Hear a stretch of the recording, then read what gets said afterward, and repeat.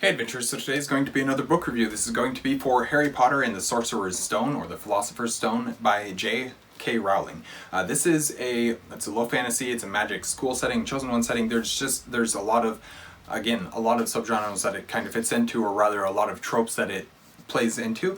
And I don't really need to set up this book because I'm pretty sure the vast majority of people in the world know what this book is. And if they don't know the story of it, they at least know roughly what it's about. And so I'm not really going to get too much into the setup of it, and I'm just kind of going to get into my review here. Before I get into the main body of my review though, I'd just quickly like to say if you're liking what you're seeing from an Erudite adventure, we'd really appreciate it if you would like, comment, and subscribe.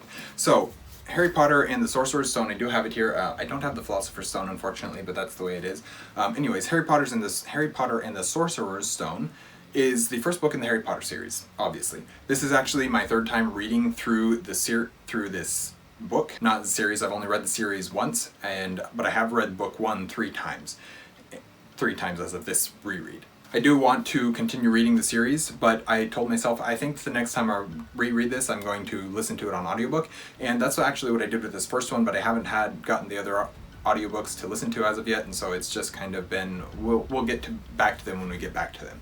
This series is really well known and loved, as I already mentioned, so my review really won't be anything new to anyone. I just kind of wanted to actually review the book now since I've read it again, and since I'm a little bit more established in the way that I do reviews and in the channel and everything like that. And the first time I did read it, I actually read this before we started the channel for the first time, and I never did a review of it at that point. And the second time I read it, I also didn't do a review of it, so I'm going to do a review of it now. I think these early books in the Harry Potter series are immensely charming, but they are not my favorite. They do a really good job at introducing us to the wizarding world and making us fall in love with it. And they do a decent job of setting up our characters and their future arcs, but as so many others have talked about, the plot really doesn't need Harry to have pretty much exactly the same ending. It's also really convenient that Voldemort always waits until the end of the second year to attack, after Harry has learned just enough to be able to handle that situation for that year. And I understand that these books are not written for adults, these are written for 10, 12-year-olds, the kids who are the same age as Harry Potter as Harry, Ron, and Hermione. So, I get it. It's not designed for me, a very overly critical reader at times. It's designed to read and enjoy and have fun with. And I can do that. I can sit back and read and enjoy these books for what they are. And that's kind of what I have done with these books in this case. There's just not really a ton for me to say without sitting down and rambling and without completely rehashing what pretty much everybody else has said about this series.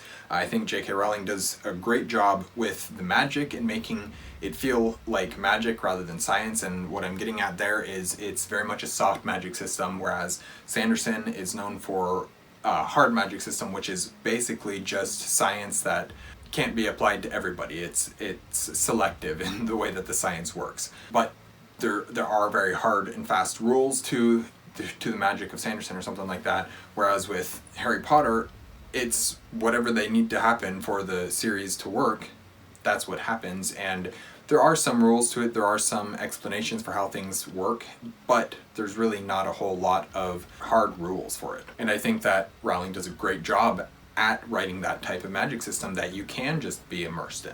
There's a ton of whimsy to the world, and it is perfect for capturing the imaginations, especially of kids the age that are supposed to be reading this book. In some ways, I wish that I had been one of those kids, but in others, I'm actually glad that I came to them as an adult.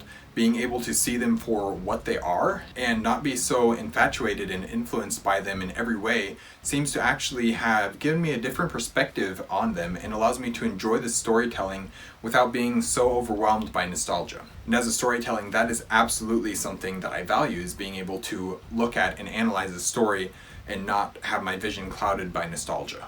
Even with the issues though, I think that is a super fun book, and I actually do love the series. I need to reread the whole thing though, and not just reread this first book over and over again, because the more I reread this first book, the more I think, yeah, it's not my favorite of the series. It's definitely down towards the bottom.